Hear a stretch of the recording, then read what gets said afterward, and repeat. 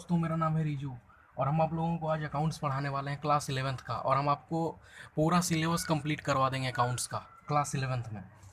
तो देखिए, चैप्टर 1 है हमारे पास इंट्रोडक्शन टू अकाउंटिंग। तो अकाउंट्स में देखिए हमको क्या क्या पढ़ना है।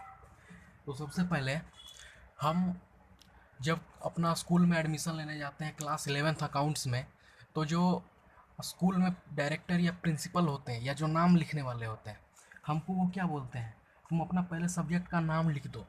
तो हम अपना सब्जेक्ट का नाम लिखते हैं अकाउंट्स। ठीक है, हम सब्जेक्ट का नाम लिखते हैं अकाउंट्स। और जब हम वही अकाउंट्स का बुक लेने जाते हैं किसी भी दुकान पे, तो दुकानदार को हम क्या कहते हैं, अंकल या भैया, हमको आप अकाउंट्स का बुक दे दीजिए क्लास 11th का। तो वो दुकानदार जो होता है वो क्या देगा आपको, अकाउंटेंसी का बुक देगा। देगा अकाउंटेंसी क्लास 11 का। क्लास 11 का वो अकाउंटेंसी देगा। आपके मन में सवाल आएगा कि हम सब्जेक्ट लिए हैं अकाउंट्स, हमको बुक दे रहा है अकाउंटेंसी का, ये गड़बड़ तो नहीं दे रहा है कुछ।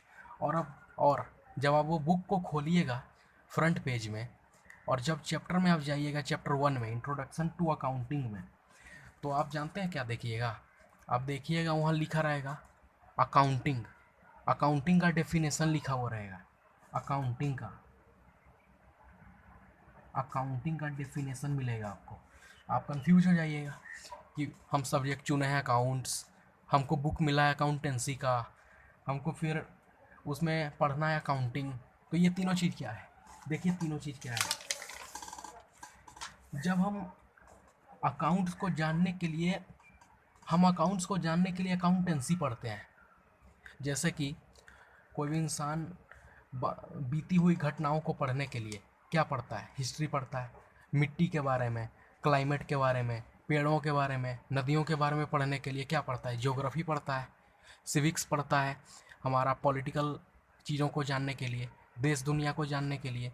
तो ऐसे ही हम अकाउंट्स को जानने के लिए एक सब्जेक्ट पढ़ते हैं जिसका नाम है अकाउंटेंसी। हम अकाउंट्स जिस चीज़ में पढ़ते हैं उसको नाम हम देते हैं अकाउंटेंसी। अब आता है अकाउंट्स। अकाउंट्स क्या होता है। अब अकाउंट्स में देखिए हम रिपोर्ट बनाते हैं, कैश बैलेंस का, प्रॉफिट लॉस का, हमने कितना खरीदा है, हमने कितना बेचा है, यानी कि ट्रांजैक्शन। ट्रांजैक्शन मतलब खरीद और बिक्री। अब देखिए, अब आता है अकाउंटिंग। अकाउंटिंग किसको बोलते हैं, तो देखिए अकाउंट्स को मैनेज करने के प्रोसेस को अकाउंटिंग बोलते हैं। अकाउंटिंग मतलब the process which is use to manage accounts is known as accounting. Account के मैनेज करने के प्रोसेस को बोलते हैं accounting. The process to manage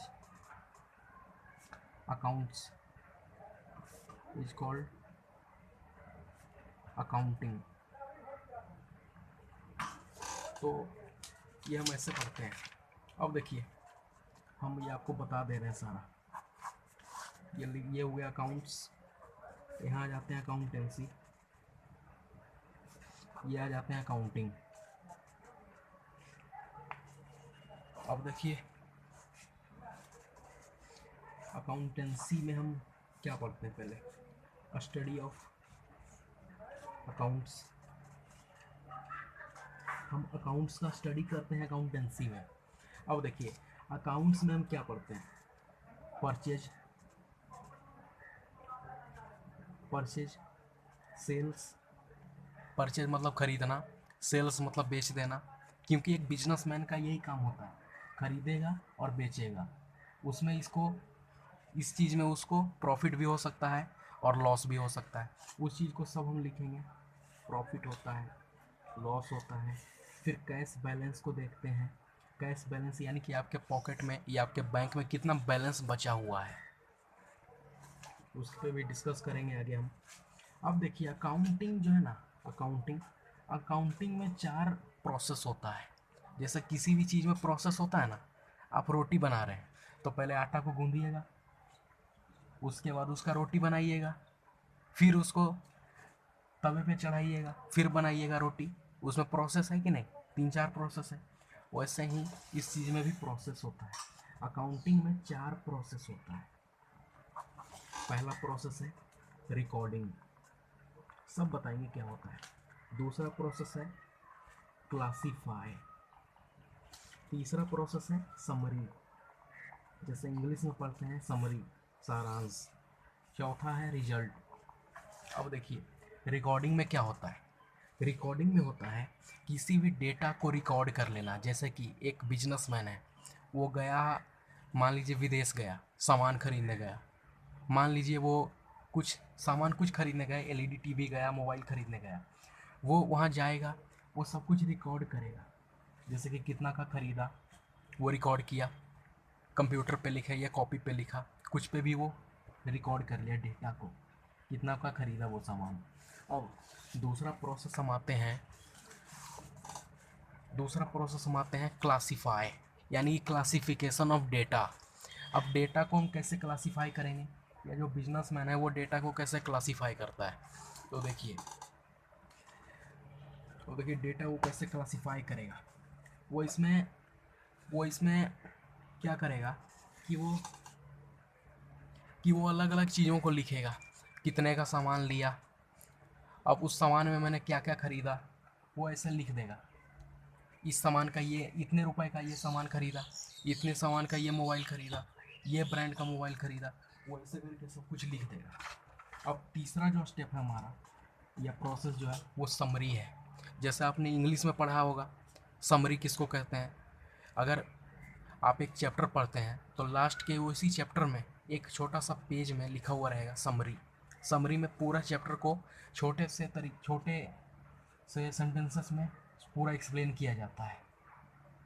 बहुत जितना बड़ा चैप्टर रहेगा वो समरी, उसमें छोटा सा समरी में वो सारा चैप्टर रहता है पूरा, जिसको पढ़ के आप चैप्टर को रिकॉल कर सकते हो। अब देखिए अकाउंट्स में भी समरी होता है, अकाउंटिंग में भी। अब देखिए समरी में वो जो बिजनेसमैन होगा वो लिखेगा कि मैंने कितने का परचेज किया, कितने का सेल किया। वो समरी में तो ये नहीं लिखेगा हम इतना का मोबाइल खरीदें, इतना का ये ब्रांड का मोबाइल खरीदें, उतना टाइम थोड़ी ना उसके पास। और फिर अगर उतना लिखने लगेगा तो समरी रहेगा नहीं, वो तो स्टोरी बन जाएगा। इसलिए वो इतना समरी में लिखता नहीं है, वो इतना बस लिखता है कि कितने का सामान खरीदा, कितने का सामान खरीदा और कितने का सामान बेचा, वो बस इतना ही लिखेगा। अब आता है रिजल्ट। अब रिजल्ट क्या है इसमें, अब देखिए रिजल्ट मतलब इसमें क्या करेगा। अब तो समरी में हमारा वो कैश उस पूरा निकाल लिया, इतना हमारे पास, हम इतना बेचा है, हमने इतना खरीदा है। अब वो रिजल्ट में वो क्या करेगा, पूरा बताएगा कि हाँ मेरे पास कैश का इतना बैलेंस है। अब आप कैश का बैलेंस कैसे निकालेंगे, तो देखिए कैश का बैलेंस ऐसे निकलेगा। कैश का बैलेंस क्या होता है, कैश बैलेंस मतलब होता है कि आपके बैंक अकाउंट में या आपके पॉकेट में या कहीं भी जहाँ आप पैसा रखते हैं वहाँ पे कितना पैसा है, पैसा का वैल्यू कितना, अमाउंट कितना है पैसे का। तो देखिए कैश बैलेंस को निकालने के लिए हमको दो चीज़ मालूम चाहिए। दो चीज़ क्या चाहिए कि पहले हमारे पास कितना कैश था, टोटल कैश हमारे पास कितना था, और हमको एक चीज़ और मालूम चाहिए कि हमने कितना एक्सपेंस किया कैश को, एक्सपेंस मालूम होना चाहिए हमको। अब अगर कैश बैलेंस, सीवी से कैश बैलेंस को डिनोट करते हैं भी, cash balance is equal to हम करते हैं टोटल कैश माइनस एक्सपेंस। अब हमारा, अब आपके पास मान लीजिए 500 रुपये हैं, आपने एक्सपेंस कर दिया उसमें 100 रुपये आपने खर्च कर दिए। अब आपके पास कैश का बैलेंस कितना होगा, तो इतना पैसा आया हमारे पास। टोटल कैश कितना है, टोटल कैश 500 है पहले था। अब आपने एक्सपेंस कितना किया, 100 रुपया, आपके पास कैश का बैलेंस बच गया ना 400 रुपया, 400 रुपया बचा ना आपके पास। तो ये होता है कैश का बैलेंस, जो कि बिजनेस में बहुत ज़्यादा ज़रूरी होता है। अब हम आते हैं अगले टॉपिक पे। अब देखिए पढ़ाते हैं अकाउंट्स के टाइप्स। अब अकाउंट्स के तीन टाइप होते हैं। पहला देखिए लिखते हैं टाइप्स ऑफ अकाउंट्स। अकाउंट्स को हम ऐसे भी लिख सकते हैं